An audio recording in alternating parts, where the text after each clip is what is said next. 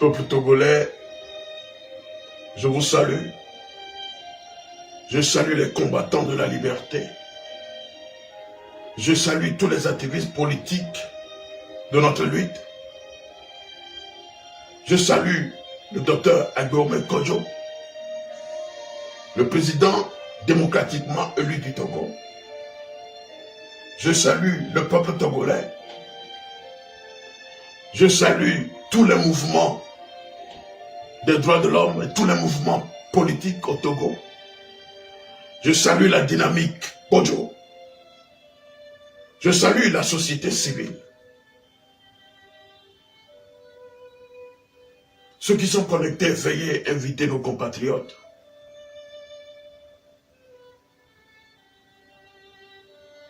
Peuple togolais, nous devons revoir notre lutte. C'est très important. Nous devons revoir et trouver d'autres moyens pour notre lutte.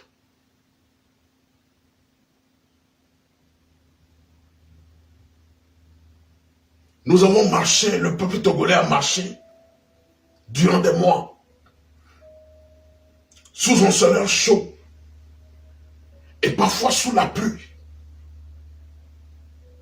espérant venir à bout du régime despotique, sanguinaire et autoritaire en place dans notre pays, le Togo.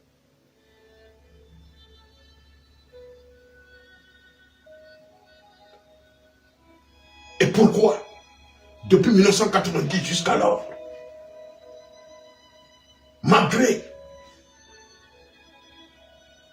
cette détermination, pourquoi nous ne parvenons pas à l'alternance et au changement dans notre pays?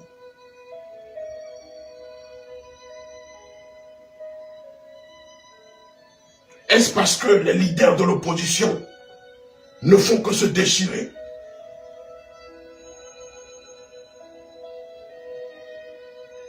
Est-ce parce que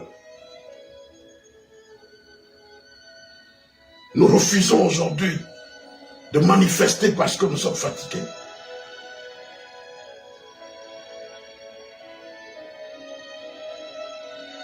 Mais je peux vous dire que nous n'avons plus d'autres alternatives.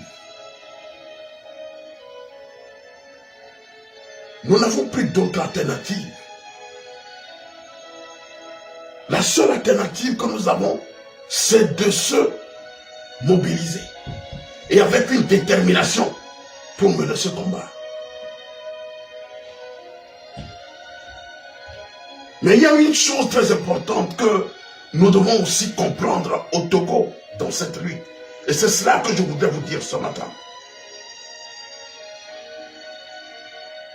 Et c'est très important. Aujourd'hui, je me suis posé la question de savoir, est-ce que nous avons des intellectuels au Togo? Est-ce que nous avons des intellectuels parmi nos leaders politiques au Togo? Ou que nous n'avons que des diplômés? Je m'explique. Un intellectuel, c'est qui?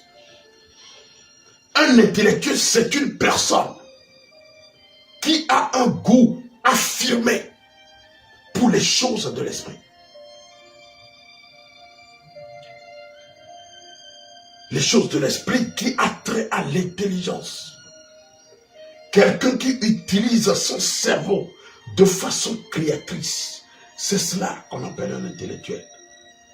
Est-ce que c'est ce problème que nous avons parmi nos leaders? Point d'interrogation. Est-ce que nous avons affaire à des demi-intellectuels?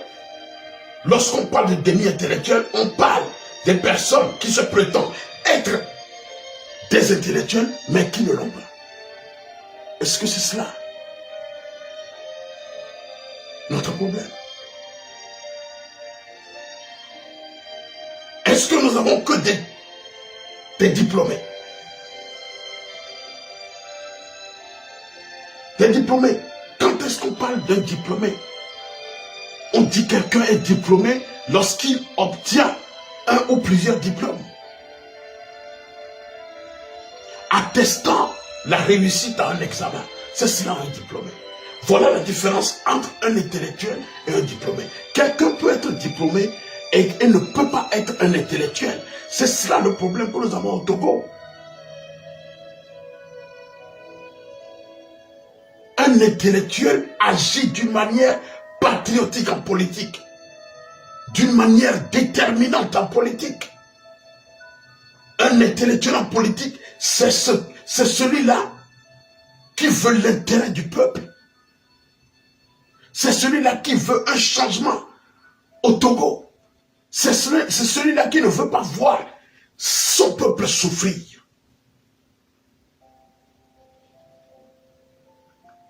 Aujourd'hui, voilà mon analyse. Et faites vous-même l'analyse pour comprendre si ce que je dis est vrai ou non. Pourquoi j'ai fait ces analyses et ces comparaisons? Parce que depuis 1990, jusqu'à présent, le changement n'arrive pas au Togo. Pourquoi? Pourquoi? Pourquoi le changement est arrivé au Bénin? Pourquoi le changement est arrivé au Burkina Faso? Malgré qu'il y a une dictature là-bas. Pourquoi est-ce que le changement est arrivé dans ce pays-là? Et pourquoi pas au Togo? Est-ce parce que le peuple ne le veut pas? Non. Le peuple est déterminé. Le peuple veut un changement au Togo. Le peuple veut l'alternance au Togo. Le peuple l'a démontré. Le peuple togolais l'a démontré. Et le peuple a fait beaucoup de sacrifices. Au prix même de sa vie. Au prix même de sa vie. Certains ont perdu leurs parents. Certains ont perdu leurs enfants. Mais c'est cela la vérité. Mais est-ce la faute à l'opposition? Je dirais oui, la faute à l'opposition. Parce qu'ils n'écoutent pas le peuple. En 2017, le peuple exigeait le départ de Fonasibé au pouvoir. Mais cette opposition a préféré aller à la table de négociation avec ces chefs d'État et que j'appréciais de gangsters politiques. J'avais apprécié et dénoncé ce dialogue dans le temps que j'ai qualifié de gangstérisme diplomatique. Les gens ne m'ont pas écouté. On leur a remis une feuille de route qui n'a même pas été respectée. Qui n'a même pas été respectée. Est-ce la faute à l'opposition? Bien entendu. Pourquoi? Parce qu'ils se diabolisent. Parce qu'ils se déchirent. Par un déficit de cohésion et de confiance aggravé par la corruption et une manque de stratégie politique. Mais c'est cela la vérité. Mais c'est cela la vérité. Aujourd'hui, le résultat est que ce régime a une expérience technique de pouvoir ayant pour objectif de manipuler, ayant pour objectif manifeste de son maintien au sommet de l'État.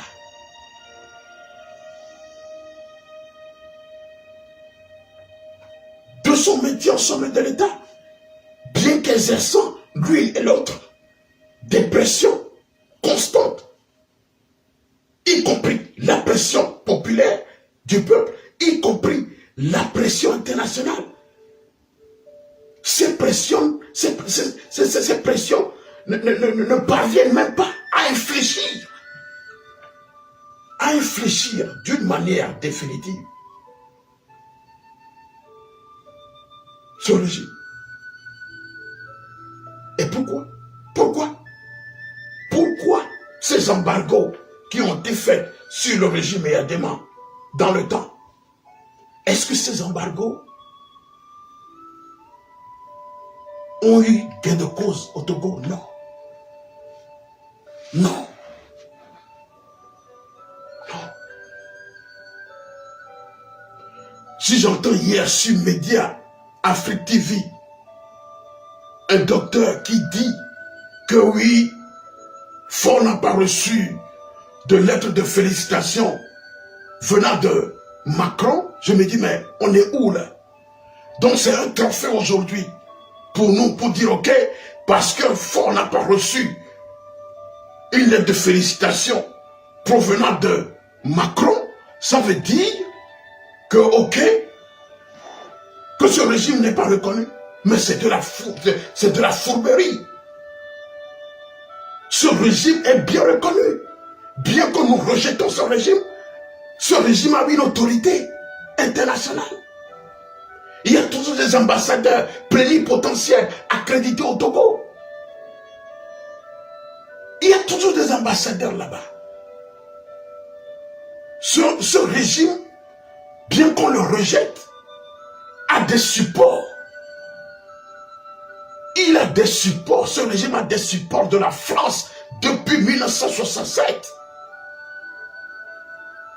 Depuis 1967, rien n'a changé. Après tout, c'est du bluff. Quand j'entends ce monsieur, un docteur, c'est ce que je dis. Est-ce que nous avons des intellectuels ou des diplômés? Donc aujourd'hui, on compte encore sur la France de faire quelque chose, ou on compte sur la communauté internationale de faire quelque chose au Togo. Mais écoutez, je rêve là. Regardez ce qui se passe en Côte d'Ivoire. Malgré les pressions internationales, malgré les pressions de la CEDEAO, de l'UA, des organisations internationales comme l'ONU, est-ce que Ouattara, est-ce que cela a fait fléchir Ouattara? Non, il persiste. Il persiste dans cette situation, il persiste. Et veut le chaos là-bas. Pourquoi encore compter sur ces gens-là? Non, ces gens ne feront rien du tout. Lorsque l'ambassadeur des États-Unis a demandé qu'on puisse recompter des voix, bureau de vote par bureau de vote, est-ce que ce régime l'a respecté? Non. Pourquoi? Parce que ce régime a encore des soutiens au niveau de la communauté internationale. Mais cette lutte-là, pour la gagner, nous devons compter sur nous-mêmes. Nous devons compter sur nos propres forces et nos propres déterminations. Il faut des patriotiques. Il faut des patriotes. Il faut un mouvement patriotique, déterminé, nationaliste, qui combat l'impérialisme. Mais c'est cela que nous voulons. C'est ce que le peuple togolais veut. On n'a plus confiance à qui que ce soit. Nous avons vu des choses dans ce pays. Le peuple est fatigué. Combien de dialogues on n'a pas fait dans ce pays? Combien d'accords on n'a pas fait dans ce pays? Combien d'accords qui ne sont jamais respectés? Combien d'élections on a fait dans ce pays? Donc la politique au Togo, si tu dois faire la politique au Togo, si tu ne te retrouves pas dans un tombeau au cimetière, tu dois fuir le pays pour être en exil. Mais c'est cela la vérité. Et qu'est-ce que la communauté internationale fait? Il ne fait rien. La France ne fera rien. Parce que c'est la France qui a mis ce régime-là, qui supporte ce régime-là. Nous devons éviter tous ces propos pour dire que la communauté nationale, oh, la France n'a pas félicité qui que ce soit. La France n'a pas félicité Faure, la France n'a pas félicité ce régime, c'est la France qui supporte ce régime. Tout ça là, c'est du bluff. Il faut trouver d'autres moyens et sortir de la distraction que nous faisons actuellement. C'est de la distraction pure et simple. Parce que tout ce qui se fait maintenant au niveau de la diaspora ici, en créant, en formant un gouvernement, mais écoutez, je l'ai toujours dit, la lutte se fera sur le terrain. Mais Soyons sérieux. Comment est-ce qu'on peut former un gouvernement tant que la lutte n'a pas encore fini? Mais combattons ce régime-là d'abord. Faisons déguerpir ce régime du pouvoir d'abord. En cherchant d'autres moyens, en faisant des analyses. Mais c'est cela que nous avons besoin. Lorsque j'ai suivi le débat hier, ce débat sur Africa TV hier, et Média Africa TV hier, il n'y a pas de substance. Il n'y a pas de substance. Ce débat est vidé de toute substance politique, de toute substance. Il n'y a rien de concret qui est sorti. J'attendais à quelque chose de concret. De concret. Rien n'est sorti. Qu'est-ce qu'il faut faire pour remobiliser le peuple togolais? C'est cela notre vision aujourd'hui. C'est cela que nous devons faire. Le combat, c'est sur le terrain que ça doit se faire. Le combat, c'est sur le terrain que ça doit se faire. Moi, je vais dire que la vérité, ce gouvernement ne fera rien. Ce gouvernement, ou bien ces ambassadeurs nommés ici et par là, ça ne fera rien du tout. Ça ne tremble pas ce régime. Il faut un mouvement patriotique pour faire trembler ce régime là-bas. Mais c'est ce que les pays arabes font. C'est des patriotiques qui n'ont peur, qui n'ont pas peur. Et ils sont déterminés à en découdre avec n'importe quel pouvoir. Mais c'est cela que nous avons besoin au Togo. Aujourd'hui, nous assistons à quoi? Nous assistons à quoi?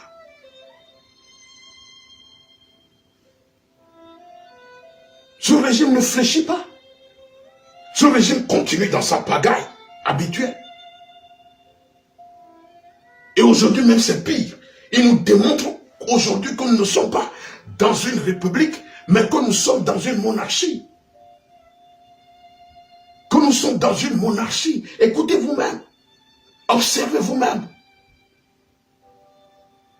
ce qui se passe. La vraie pagaille. Après avoir cadenassé toutes les institutions de l'État. Cadenassé. Maintenant c'est pire. On met sa copine à la primature. On met sa copine à la tête de l'Assemblée nationale. On met sa copine dans le gouvernement qui occupe le ministère de la Défense. Regardez-moi ça. Regardez-moi ça. C'est ce que nous voulons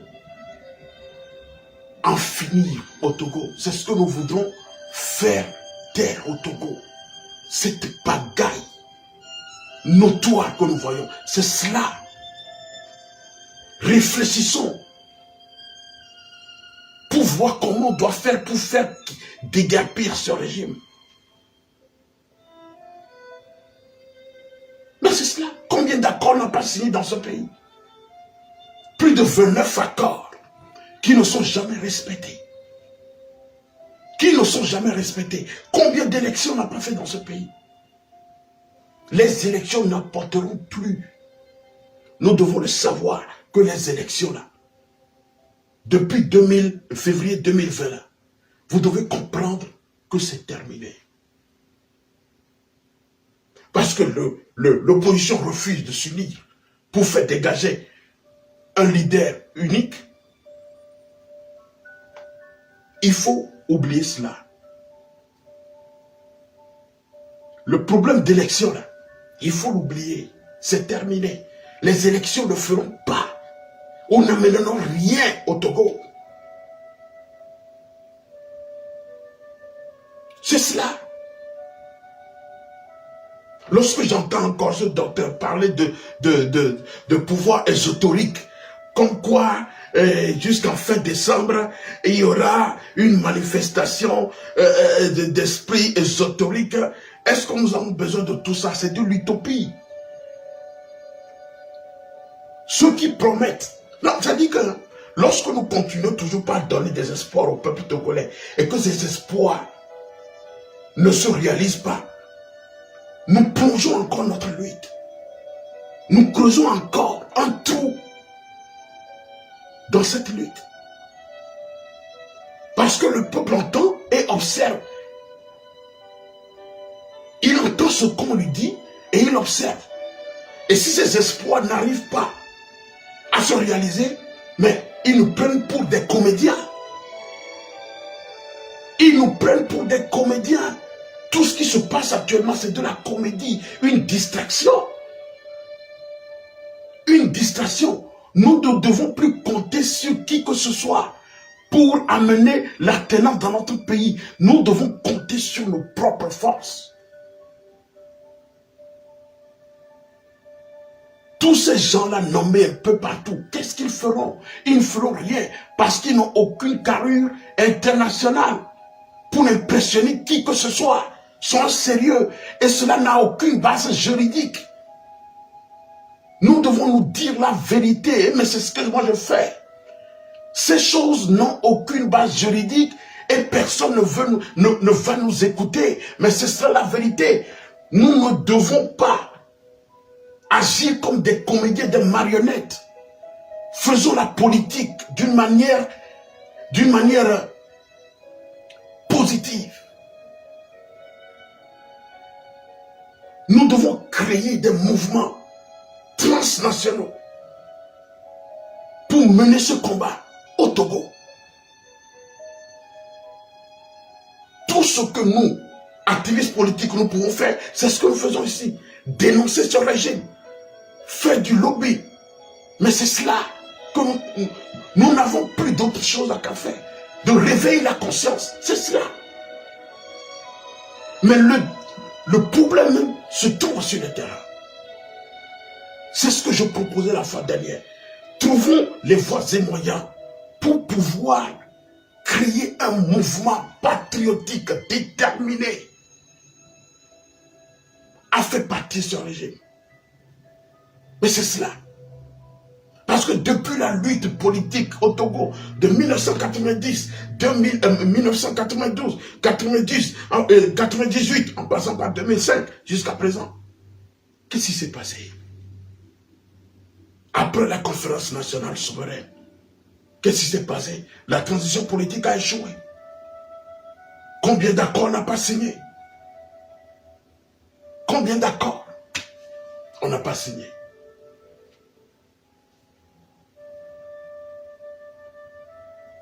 Combien d'accords politiques on n'a pas signé? 1993, 1998. Et a dit ma fille, de nouveau, mes bases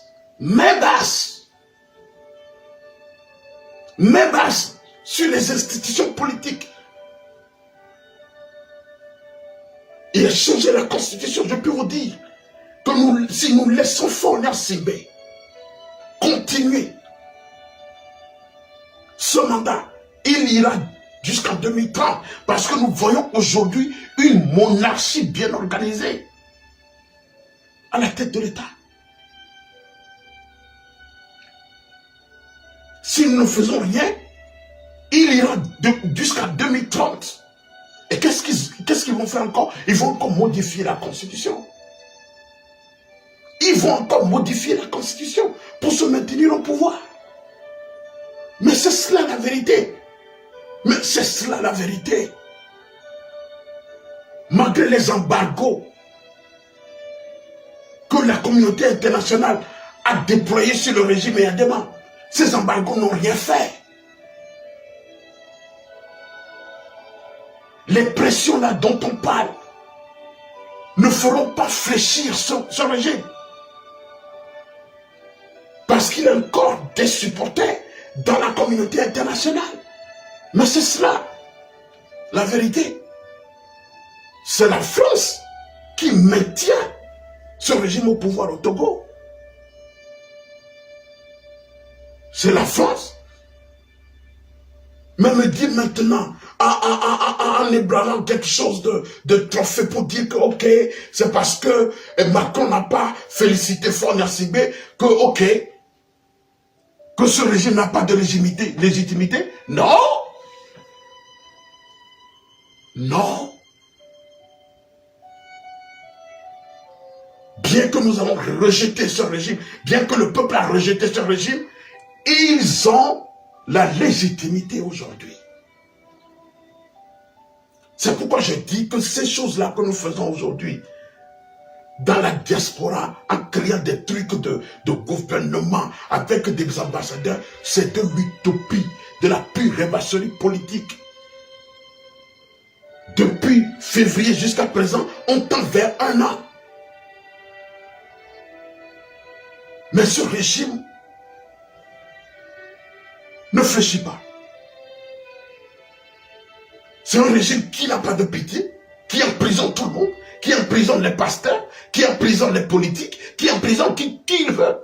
Et la communauté internationale ne dit rien. En 2005, nous avons connu dans ce pays 1000 morts. Qu'est-ce que la communauté internationale a fait? La communauté internationale a accueilli Fonia Sibé.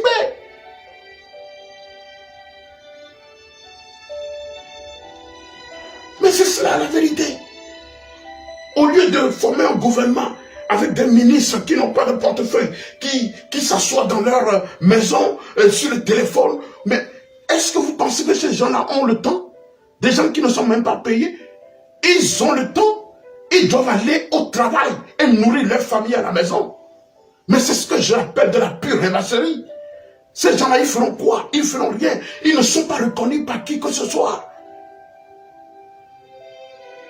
Ils ne présenteront aucune lettre à qui que ce soit, à aucun gouvernement qui puisse les accepter, parce qu'ils n'ont aucune base juridique. Mais c'est ça la vérité. Mais c'est ce que je dénonce toujours. Réfléchissons et trouvons d'autres moyens. Aujourd'hui, réfléchissons. Les élections ne régleront plus le problème du Togo. Soyons sérieux. Tant que c'est ce régime qui va continuer toujours pas à organiser des élections dans ce pays, les élections ne résoudront absolument pas le problème togolais. J'en suis. À moins que les Nations Unies viennent eux-mêmes organiser les élections au Togo, mettre leurs gens dans les bureaux de vote,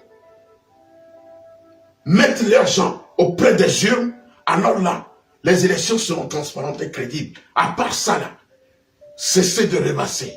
Ce que nous devons faire maintenant, c'est créer un mouvement pour faire déguerpir ce monsieur de Fonia Sibé et de sa bande de... C'est cela la vie.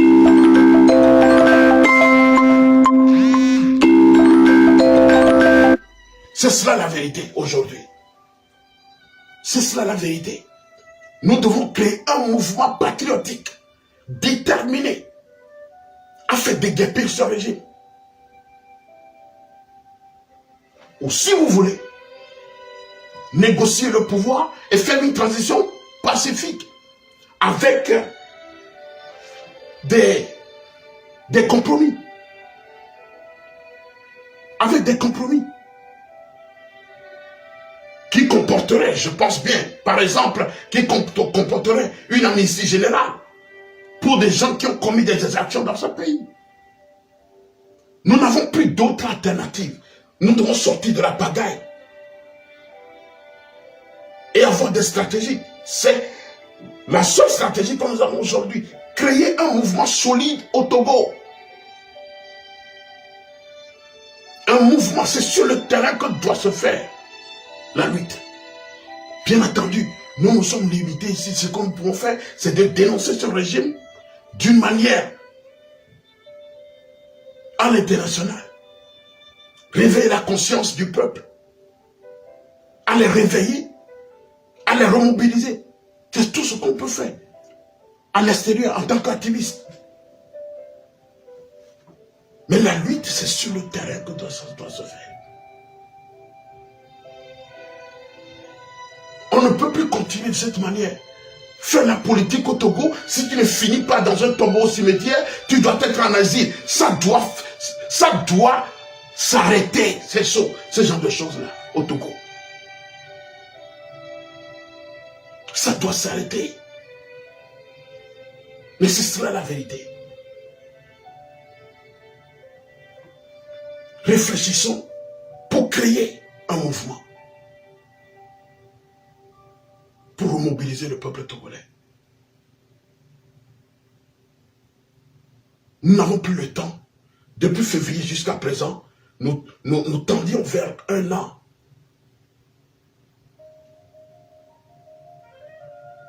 Et c'est la désolation qui continue. Oui, nous devons réfléchir et faire la politique autrement. Que Dieu bénisse notre nation. Je vous remercie.